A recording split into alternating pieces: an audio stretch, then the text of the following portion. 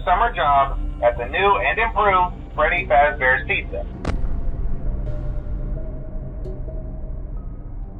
This is Five Nights at Freddy's 2 101. No theories, just the basics. These videos are designed to help new fans understand the convoluted lore contained within the Five Nights at Freddy's universe and offer old or returning fans a reference to their theories. We are not imposing our own biases as we discuss this game. We have designed this series to allow viewers to make their own assumptions and theories. This video will be presenting lore as it was originally introduced when the game was released and does not take into account information in later installments. Five Nights at Freddy's 2 is the second installment of the Five Nights at Freddy's franchise, released exactly 87 days after the original. Similarly, this game follows a security guard hired to work overnight shifts for a notably reopened pizzeria. This restaurant is also called Freddy Fazbear's Pizza. However, this is not to be confused with the first game's establishment, as the layout differs greatly from its predecessor. The phone guy does make an appearance in this entry as well, forewarning the night guard as he did previously in the first Five Nights at Freddy's game. Five Nights at Freddy's 2 features new animatronics, most notably separated into two categories, the Wizards and the Toys. The toy animatronics, somewhat resembling the original game's mascots, consist of Toy Bonnie, Toy Freddy, and Toy Chica. These characters all share a stage together in the main dining hall. These toy animatronics are equipped with facial recognition technology, which have access to criminal databases to keep children safe from adult predators. Other characters, such as Balloon Boy and the Mangle, join the crew along with a more obscure mascot called the Puppet, also known as the Marionette, located in the prize counter. During their shift, it is the night guard's duty to keep this entity subdued with a music box they must continuously wind. Should they fail, the mascot will leave their station and hunt the guard down. Pop Goes the Weasel will play until the puppet eventually finds you and gives you a death scream. The Withered animatronics closely resemble the first game's mascots, which include Withered Chica, Withered Bonnie, Withered Freddy, Withered Foxy, and Golden Freddy, still referred to as Yellow Bear in the game files. Unlike the other mascots, however, the Withered animatronics are not showcased for the public eye to see and are stored in the parts and services room. They are simply used for spare parts as they were So ugly, and the smell. Phone Guy also mentions that before they were considered outdated, the Withered animatronics were retrofitted with new facial recognition technology, similar to that of the toy animatronics. He goes on to say that the Withered animatronics are also light sensitive and when coming in contact with bright light can activate a system restart. Unlike the first game, which utilized a draining power grid, the office in Five Nights at Freddy's 2 has no limited power source aside from a flashlight which uses batteries that can run out of energy the more it is used. The office in turn lacks doors and has three entrances the animatronics can enter through, namely a large hallway in front of the guard and two vents to the left and right. The security guard is provided a hollowed out Freddy head, which the phone guy offers as a temporary solution to hide from the animatronics while their free roaming night mode is active. Because the mascots see you as an endoskeleton without a suit, the guard is instructed to wear the head whenever a mascot enters their office. This trick, however, does not hide the night guard from Withered Foxy. In this instance, whenever he appears in the main hallway, the night guard needs to shine the flashlight at him to temporarily stun him. Be cautious, however, as Balloon Boy possesses the ability to steal the guard's flashlight batteries while their monitor is up, rendering it useless. Prior to starting, or between nights, the player will experience dreams where they look out from the eye sockets of an animatronic suit. Upon opening the game for the first time, the original Five Nights at Freddy's Bonnie and Chica stand to the left and right of the player, both staring forward into the darkness. The second vision, between nights 2 and 3, feature the same two mascots slightly turned and eyeing the player. Bonnie and Chica are completely turned between nights 3 and 4, staring right at the player. At the end of this sequence, Yellow Bear will appear directly in front of you for the last few seconds. During the final vision, between nights 4 and 5, Bonnie and Chica return to their original positions on stage. However, the player's vision is mostly obstructed by the puppet mascot, staring directly into the adorned suit. It follows the gaze of the player as they choose to rotate their head left and right. With the exception of the first sequence, a black screen with text reading, "It's me," in the upper left-hand corner will appear at the end of each vision before the start of the next night. Now that the story and mechanics have been reviewed, we want to delve more into the phone guy's nightly phone calls in Five Nights at Freddy's 2, as there are a lot of small details and lore relevancy mentioned in his monologues. Starting with the Night 1 call, Phone Guy confirms that the night guard is a recently hired employee, the second one to be exact, for the new summer job position. He even goes as far as to claim that it's an exciting new career path, contradicting his statement in the FNaF 2 trailer. Chances are he's made a very poor career choice. Phone Guy explains that this is a new and improved establishment and that the old restaurant was left to rot due to negative public impressions of the company. He mentions the night guard hired before you, stating he was quickly transferred to day shift as he complained about the conditions of the job and the kinks in the animatronics. These kinks include roaming at night. So, as the solution mentioned previously, he provides you a flashlight and a hollowed-out Freddy Fazbear head to keep you safe from the animatronics. Interestingly enough, during Night 2, the Phone Guy gives his thoughts on the puppet animatronic, notably taking a dislike to the character, stating, I'll be honest, I never liked that puppet thing. It's always thinking, and it can go anywhere.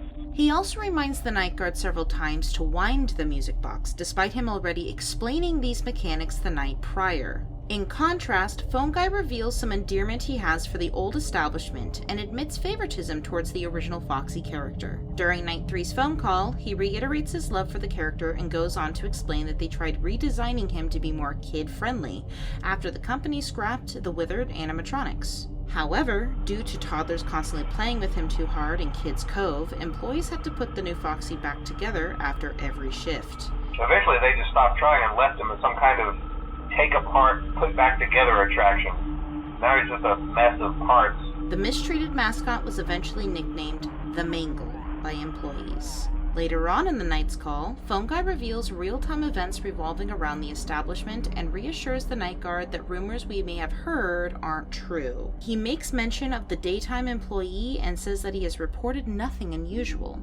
However, this takes a drastic turn the next night, as the company is now under investigation. He reassures the night guard once more. Fazbear Entertainment denies any wrongdoing. That being said, he warns the night guard about avoiding eye contact with the animatronics, as there is suspicion someone has tampered with their facial recognition scanners.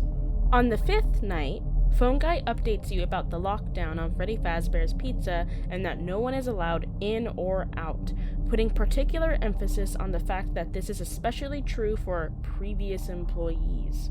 He says you will be transferred to the day shift since the position has become recently available. He mentions that the company is going to attempt to contact the original restaurant owner that ran the first location under the name Fredbear's Family Diner, which has been closed down for years. At the end of the final night, the security guard is presented with a paycheck. Our protagonist is revealed to be named Jeremy Fitzgerald. His check is notably written out for November 12, 1987, confirming that Five Nights at Freddy's 2 must take place before the events of the first Five Nights at Freddy's, therefore making this entry a prequel. Finally, on the sixth night, Phone Guy questions why the night guard is there on shift, exclaiming that the building has been shut down. The place is closed down, at least for a while. Someone used one of the suits. We had a spare in the back, a yellow one. Someone used it. Now none of them are acting right. He urges you to finish your shift and show up the next day to monitor their last scheduled event, a birthday. He states that once the establishment opens again, he will take the night shift himself. Jeremy is given another paycheck with an overtime amount. Behind the check is a newspaper announcing the closing of Freddy Fazbear's Pizza, along with the scrapping of the animatronics. Now, there is a seventh playable night in Five Nights at Freddy's 2. However, there is no phone call to start the night as the pizzeria is now temporarily shut down. Once 6 a.m. is reached, the night guard is fired and presented with a pink slip for tampering with animatronics and odor. This note reveals that the night guard we were playing was not Jeremy Fitzgerald, but a new guard named Fritz Smith. The custom night is unlocked once night 6 is complete. This is a playable night that allows the player to control the AI difficulty of each character. The puppet is the only AI you cannot change. In this game mode, there are preset game modes in the custom night that each has characters set to a certain difficulty. Completing a preset mode will reward the player with a different collectible toy for their desk in the security office. Yellow Bear, or Golden Freddy, makes a return in this series entry. This animatronic will appear in your office. However, they might also appear in the hallway in front of the player in the form of a giant yellow bear head. To get rid of them when they are in the player's office, you must put the Freddy mask on until they fade away. If their head spawns in the hallway, you must flash it once with your light, wait, and return to your camera screen. Flashing more than once or ignoring it will cause an instant jump scare. Contrary to the first game, dying by Yellow Bear does not crash your game as you are met by a normal death screen. JJ is an alternate Balloon Boy animatronic that randomly appears underneath the night guard's desk. This animatronic does not harm the player in any way and simply stares until the camera monitor is lifted back up again. At random, a mysterious shadowed rabbit figure will appear in your office. If you don't look back at your monitor in time, or flash your light at them, this character will crash your game without any death screen. This character is referred to as RWQFSASXC in the game files. Similarly to the shadowed rabbit, when the parts and service room is completely empty, a dark purple shadow-like Freddy will appear sitting in a slumped position where withered Bonnie usually is. This figure will not harm you and disappears when the camera is switched or the monitor is put away. The Paper Pals are plate dolls found in Party Room 4. One represents Freddy, another represents Bonnie, and the third looks like a boy. On night 7, there is a chance that the boy Paper Pal will disappear from Party Room 4 and spawn in the main office. When the puppet is not in its box, a bear endo known as Endo 02 may appear in the prize corner camera. Endo 02 might also appear in the left vent. However, this can happen without the puppet leaving its box. It is unknown who this endo belongs to, however, it does closely resemble the endoskeleton of the withered animatronics based on Foxy's exposed body parts. Images of Eyeless, Withered Freddy, Withered Foxy, or Tori Bonnie have the chance of appearing on screen at different occurrences. When starting up the game, Eyeless, Withered Freddy has a chance to appear. When loading a new night, Eyeless Foxy has a chance to appear. And finally, after a death screen, you have a chance that Eyeless Toy Bonnie will appear. This rare occurrence lasts for a few seconds as distorted audio plays.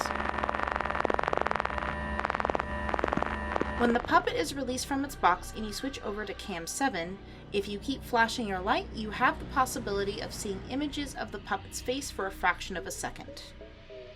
The death minigames are random chance events that may occur when you are killed by any of the animatronics.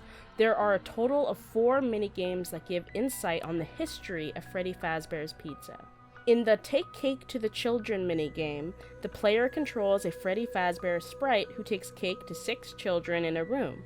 If a child is not given cake within an allotted period of time, they will turn red. While the player tries to appease the 6 children, a lone child is shown standing outside crying. As the minigame progresses, a purple car will drive up to the crying child's sprite. A purple figure will then get out of the car, causing the child to stop crying for a few seconds.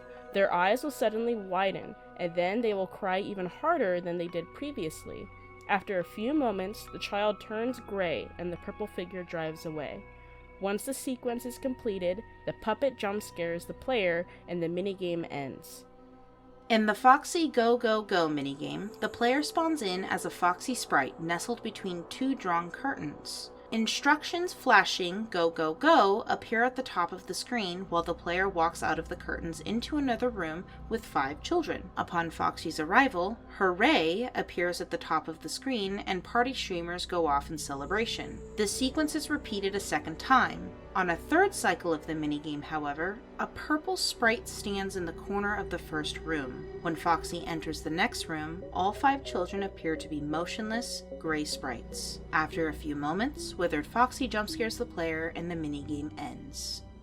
In the Give Gifts, Give Life minigame, the player is spawned in as a sprite of the puppet. Throughout the sequence, a distorted voice calls out a letter every few seconds which spell out, "Help them." There are instructions at the top of the screen stating to give gifts. There are 4 gray figures resembling slumped over dead bodies, each in a different corner of the room. When the player approaches them, a present will appear in front of each gray sprite. Once all 4 of these sprites have gifts, the puppet will spawn back into the center of the room. The instructions for the minigame at the top will then change to Give Life. The player must approach each gray sprite again, now adorning them with animatronic head, each resembling a different member of the 4 original Five Nights at Freddy's mascots.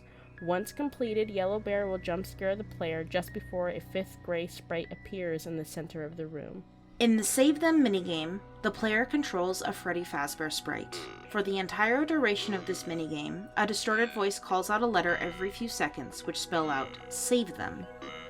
You have the opportunity to follow the puppet, who will take you to a room. Once entered, the minigame will end suddenly and cut to static. If the puppet is not followed, there is a random chance you will encounter a Yellow Bear sprite.